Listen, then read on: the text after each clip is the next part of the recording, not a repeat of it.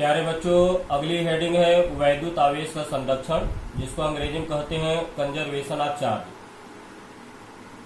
यह नियम क्या कहता है कि आवेश न तो उत्पन्न किया जा सकता है और न ही नष्ट किया जा सकता है। यह आवेश संरक्षण का नियम कहलाता है। इसका मतलब यह हुआ कि ब्रह्मांड में जितना आवेश है उतना ही रहेगा, न उससे एक बढ़ा सकते न उससे एक घटा सकते हैं। अब इसके उदाहरण पर आते हैं। जैसे पहला उदाहरण है, अगर कांच की छड़ को रेशम से रगड़ा जाता है तो होता क्या है, कांच की छड़ से इलेक्ट्रॉन निकलकर रेशम के कपड़े पर चले जाते हैं, जिसके कारण कांच की छड़ धनावेशित हो जाती है और रेशम का कपड़ा ऋणावेशित हो जाता है। रगड़ने के पूर्व कांच की छड़ भी उदासीन थी और रेशम का कपड़ा भी उदासीन था, यानी कांच की छड़ पर भी आवेश शून्य था और रेशम के कपड़े पर भी आवेश शून्य था। और टोटल आवेश रगड़ने के पूर्व कितना था, कांच की छड़ का आवेश प्लस रेशम के कपड़े का आवेश, इस पर भी जीरो इस पर भी जीरो, तो आपको टोटल चार्ज क्या हो जाएगा, जीरो। लेकिन जब कांच की छड़ को रेशम के कपड़े से रगड़ा गया तो कांच की छड़ से इलेक्ट्रॉन निकलकर रेशम के कपड़े पर चले जाते हैं, जिसके कारण कांच की छड़ धनावेशित और रेशम का कपड़ा ऋणावेशित हो जाता है। कांच की छड़ से जितना इलेक्ट्रॉन निकलते हैं उतना ही इलेक्ट्रॉन रेशम के कपड़े पर चले जाते हैं, जिसके कारण कांच की छड़ पर जितना धन आवेश आता है रेशम के कपड़े पर उतना ही ऋण आवेश आता है। कांच की छड़ से अगर n इलेक्ट्रॉन निकल कर रेशम के कपड़े पर जा रहे हैं तो कांच की छड़ पर उपस्थित आवेश आएगा प्लस n इंटू, इसको हम पीछे पढ़ चुके हैं, और रेशम के कपड़े पर आवेश आएगा माइनस n इंटू। जिससे इलेक्ट्रॉन निकलता है उस पर धन आवेश आता है, जिस पर इलेक्ट्रॉन जाता है उस पर ऋण आवेश आता है। क्योंकि कांच से n इलेक्ट्रॉन निकल रहे इसलिए चार्ज आएगा n इंटू, और रेशम के कपड़े पर n इलेक्ट्रॉन जा रहे इसलिए रेशम के कपड़े पर भी आपको चार्ज आएगा n इंटू। बस अंतर यह है कि कांच की छड़ पर आवेश की प्रकृति धन है और रेशम के कपड़े पर आवेश की प्रकृति ऋण है।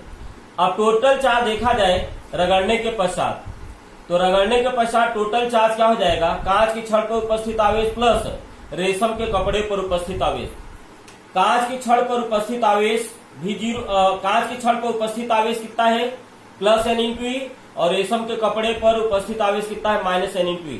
तो QA डैश और QB डैश अगर इन दोनों को जोड़ेंगे तो जितना ये प्लस में उतना ये माइनस में, तो दोनों का जोड़ कितना हो जाएगा, जीरो। इससे क्या निष्कर्ष निकलता है कि कांच की छड़ और रेशम के कपड़े को रगड़ने के पूर्व टोटल चार्ज जीरो था और रगड़ने के पश्चात भी टोटल चार्ज क्या है, जीरो है।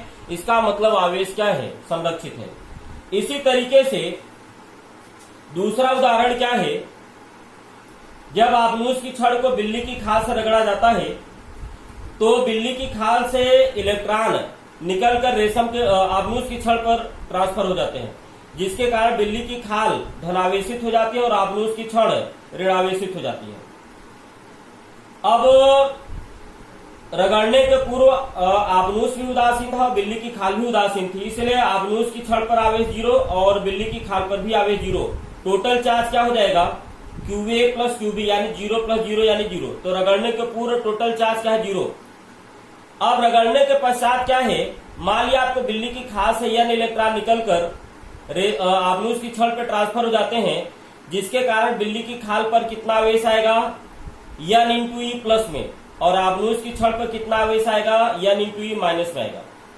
अब रगड़ने के पश्चात टोटल चार्ज क्या आएगा, QA dash plus QB dash. हमने इसको A माना, इसको B, तो QA dash plus QB dash. QA dash आपको कितना है, माइनस n इंटू ई, और QB डैश कितना है, प्लस n इंटू ई। अगर दोनों को जोड़ेंगे, चूंकि दोनों का परिमाण सेम है और एक का नेचर माइनस है एक का नेचर प्लस है, तो दोनों को जोड़ने पर नेट चार्ज क्या आएगा, जीरो आएगा। इसका मतलब क्या हुआ कि रगड़ने के पूर्व भी टोटल चार्ज जीरो था, रगड़ने के पश्चात भी टोटल चार्ज क्या है, जीरो है, अर्थात आवेश संरक्षित है। इसके पश्चात अगला उदाहरण है युग्म उत्पादन। युग्म उत्पादन, युग्म का मतलब दो होता है, उत्पादन मतलब उत्पन्न होना। क्योंकि इस घटना में दो कण उत्पन्न होते हैं। जब किसी भारी नाभिक पर गामा फोटॉन जिसकी ऊर्जा 1.02 मिलियन इलेक्ट्रॉन वोल्ट अथवा इससे ज्यादा होती है भारी नाभिक पर पड़ता है, तो गामा फोटॉन भारी नाभिक द्वारा अवशोषित कर लिया जाता है तथा एक इलेक्ट्रॉन और एक पॉजिट्रॉन की उत्पत्ति हो जाती है।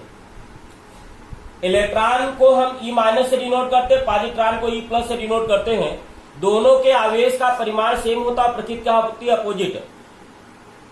युग्म उत्पादन के पहले केवल गामा फोटान था, युग्म उत्पादन के पश्चात यही गामा फोटान आपको इलेक्ट्रॉन और पॉजिट्रॉन में आपको चेंज हो गया। गामा फोटान क्या होता है? उदासीन पार्टिकल होता है। तो प्रारंभ में चार्ज कितना है? 0, यानी गामा फोटान पे चार्ज 0 होता है, तो प्रारंभ में चार्ज 0 है। लेकिन दोनों उसके बाद गामा फोटान जब भारी नाभिक द्वारा अवशोषित कर लिया जाता है तो इलेक्ट्रॉन और पॉजिट्रॉन की उत्पत्ति होती है। तो अंत में टोटल चार्ज कितना है? इलेक्ट्रॉन का चार्ज प्लस पॉजिट्रॉन का। इलेक्ट्रॉन का चार्ज माइनस और पॉजिट्रॉन का चार्ज क्या होता है? प्लस। टोटल चार्ज क्या हो गया? 0। यानी युग्म उत्पादन के पहले भी टोटल चार्ज 0 था, युग्म उत्पादन के पश्चात भी टोटल चार्ज 0 है। इसका मतलब जितना शुरू में आवेश उतने बाद में अभी आवेश है, अर्थात आवेश क्या है? संरक्षित है। अब अगला है युग्म विनाश। युग्म जिसकी अंग्रेजी है पेयर एनिहिलेशन, इसकी अंग्रेजी है पेयर प्रोडक्शन। तो देखिए, जब कभी एक इलेक्ट्रॉन और एक पॉजिट्रॉन एक दूसरे के अति निकट आते हैं तो परस्पर मिलकर एक दूसरे का विनाश कर देते हैं और गामा फोटान की उत्पत्ति हो जाती है। क्योंकि गामा फोटान क्या होता है? उदासीन पार्टिकल होते हैं। तो युग्म विनाश का मतलब दो कण मिलकर के एक दूसरे का विनाश करके यहाँ पर फोटान की उत्पत्ति कर रहे हैं। तो प्रारंभ में युग्म विनाश के पहले इलेक्ट्रॉन और पॉजिट्रॉन था। तो प्रारंभ में आवेश क्या आएगा? इलेक्ट्रॉन का आवेश प्लस पॉजिट्रॉन का। इलेक्ट्रॉन का आवेश माइनस और पॉजिट्रॉन का आवेश प्लस ही, और टोटल चार्ज क्या हो जाएगा? 0। उसके पश्चात युग्म विनाश के पश्चात क्या उत्पन्न होता है? फोटान, और फोटान पे चार्ज क्या होता है? 0। इसका मतलब युग्म विनाश के पहले भी टोटल चार्ज 0 है, युग्म विनाश के पश्चात भी टोटल चार्ज 0 है, अर्थात आवेश क्या